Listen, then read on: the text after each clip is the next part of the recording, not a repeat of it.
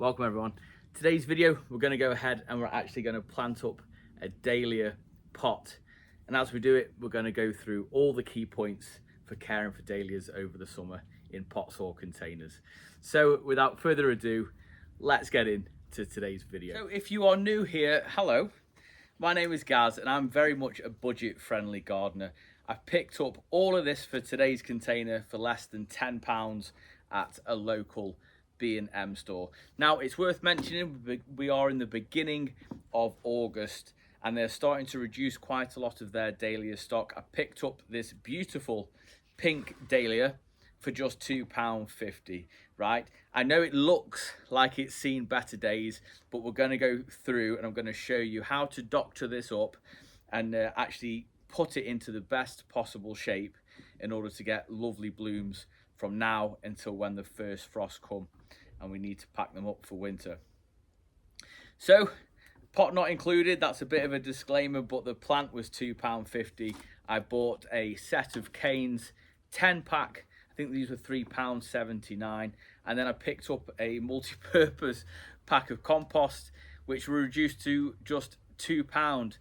So I think a pot would have been within budget, to be fair, less than £10 for the whole thing. So what we're going to do is we're going to actually go ahead, plant this up, give it some support, and as we do that I'm going to talk through all the different things we can do in order to make it the best possible version of itself throughout the summer. So I'm talking watering, feeding, staking, and then also position, before we go on to talk a little bit about winter care as well. I say this a lot in my videos, but I don't want to talk about winter just yet, as I'm enjoying summer, even though I just put a video out about the nights of drawing in. Anyway, let's get cracking.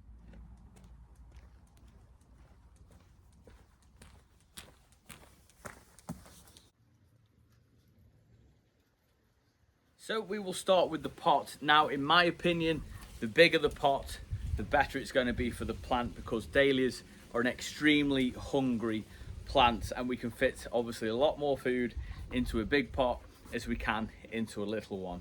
Not only that, they do get quite large plants and you'll need a decent sized pot in order to keep hold of the stability of the plant, if that makes sense. It's really important as well that you pick a pot that's got really good drainage holes in as well, as these plants are native to Mexico and they really don't like a lot of water sitting around the tuber itself. So with that out of the way, we're going to fill this up with our multi-purpose compost. It doesn't need anything special, as all of the compost that you buy have 4 to 6 weeks worth of nutrient in anyway, and you have to start your feeding program after that. Also, just a word of warning, I know I bought myself a reduced bag of compost, but a lot of bags of compost, if they've sat around for a long time and they've took on a lot of water, it can actually leach out a lot of the nutrients as well. So it's always worth feeding as soon as you actually plant up your planter or your container, if that makes sense. If you're buying fresh new compost, I wouldn't worry about it for about a good month. But like me today, I don't know how long this compost has actually been sitting, so I will start feeding, which we'll talk about feeds a little bit later on in the video. And it does look pretty decent stuff, to be fair.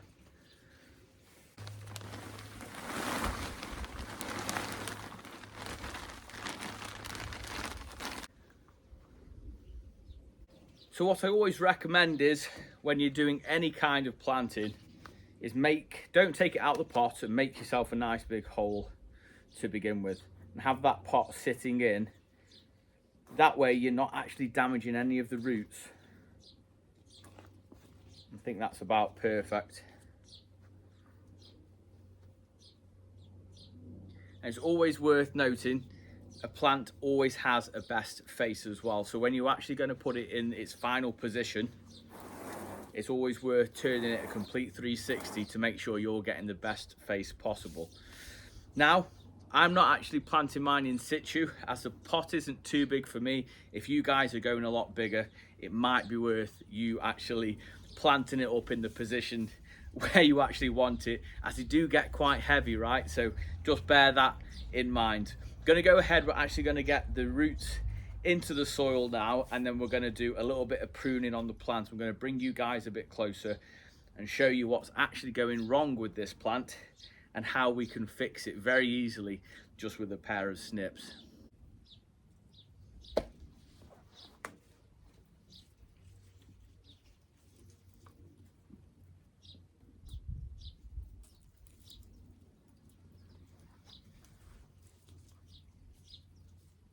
Now once you're happy that it's centre in your pot, it's always worth giving it a good firming down, because as you give it a dump of water, it's going to sink anyway. So just give it a good firming in, not directly on top of the roots, but just around it, just to save any root disturbance. And we're going to just top this up a little bit as well.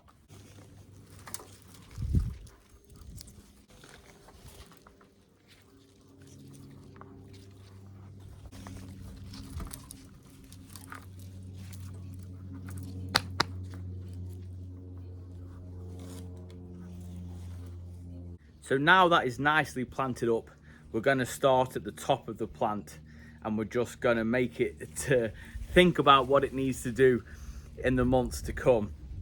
So as you can see just here, this is actually a seed pod. If we leave the seed pods on, then the plant genuinely thinks the season is over, and all it's going to concentrate on doing is going to seed and finish flowering. So it's really important that these actually come off and you actually take them down as low down to the stem as you possibly can.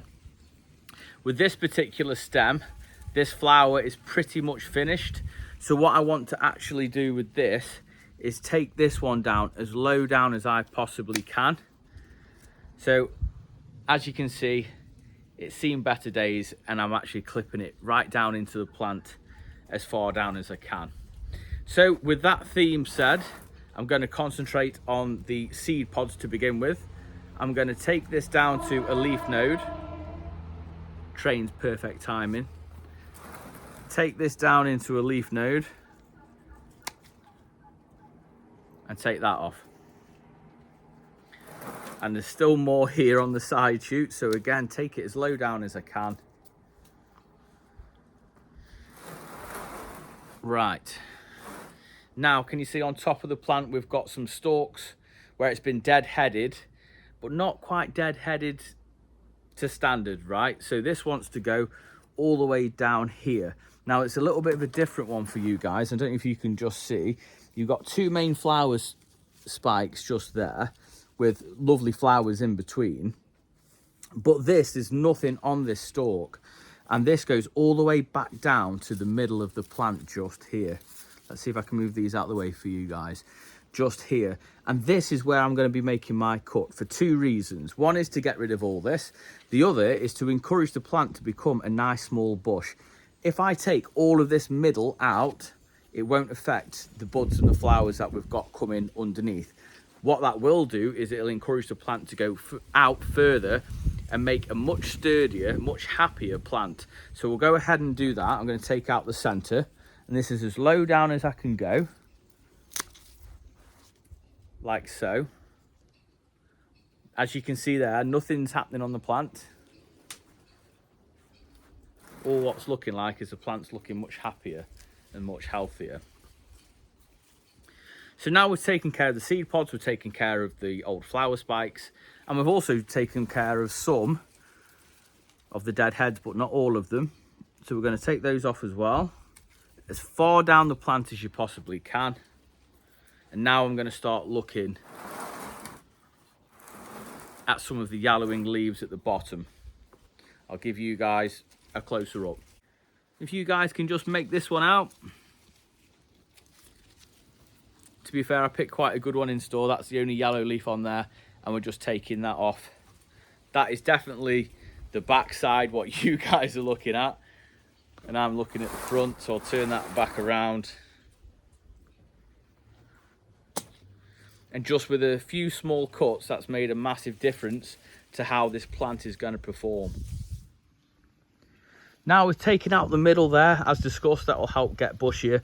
Not only that, by taking the main leader out of the plant, it's going to send signals to these guys here, just at the side, that these guys want to become the leader as well. So that's going to encourage those plants to be, these shoots to be even bushier. So it's just going to make the general plant much bushier and much healthier. So now we've done that job, it's really important that we get a nice, strong support into the plant. Now, as discussed, I think this is about a 3-foot cane. We're going to put it as close to the center as we can, nice and straight.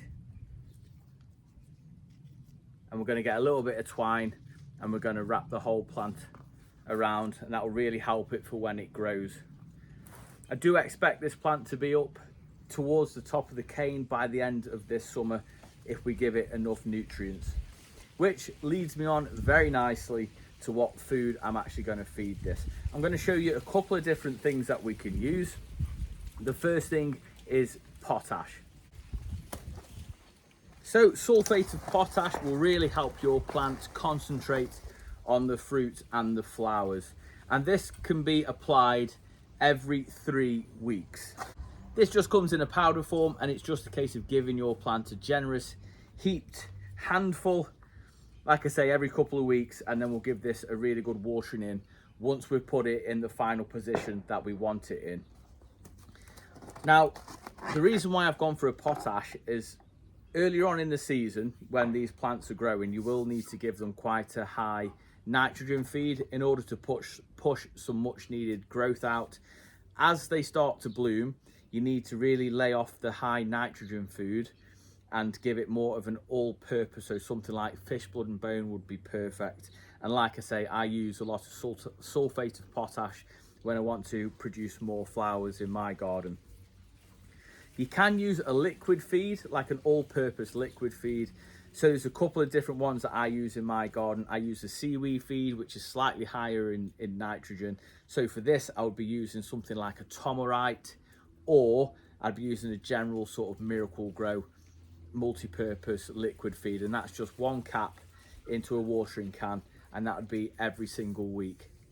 Dahlias are a great investment for the garden as they die back to what we call a tuber, which is a lot like a bulb. So what we simply do is lift them up in the winter, we store them over winter and dry them out, and then we'll plant them out again in the spring once the chance of frost has disappeared. I was actually quite late on getting the dahlias out this year. However, after a little bit of research, it would appear that dahlias actually flower better when it starts to go cooler. So I think that's why a lot of people have been struggling with their dahlia flowers. So hopefully as we go into the season and things cool down, we're going to see much more blooms. I'm very excited for this young pink one that I bought, and I'm really excited to get a bit of container garden going again. So let's bring the plants out, and we can see where it's going to sit for the summer.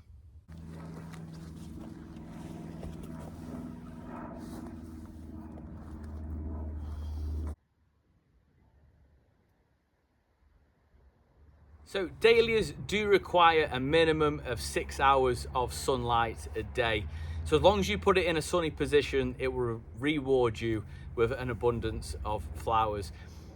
Top tip, really keep on top of those dead heads. As soon as they've gone over, take one off, right down as low as you can on the stalk, and that will promote your plant to flower more and more. And don't hang about either, because sometimes you can just think, oh, I'll give it a couple of days, and before you know it, we've got a few seed pods on and it'll start putting the plant behind. So you can always keep on top of that. Another tip is, when you're keeping on top of your dead heads, if you're going away on holiday, like I know some of you guys are, you can actually do something called a live heading. So you take off pretty much all of your flowers while you go away. So it will take care of all of the issues when it comes to dead heading. And not only that, when you get back, you'll actually have some blooms to look at. So just bear that one in mind. So I hope we've covered everything in today's video. I'm really excited to see how this performs in a pot. And let me know if you guys got dahlias in pots. How do they do? Did you get any bargains over the weekend? Because I've been out on my shopping trips this weekend for the first time for a little while, and like I say, I managed to do this for less than £10, so I'm really excited about it.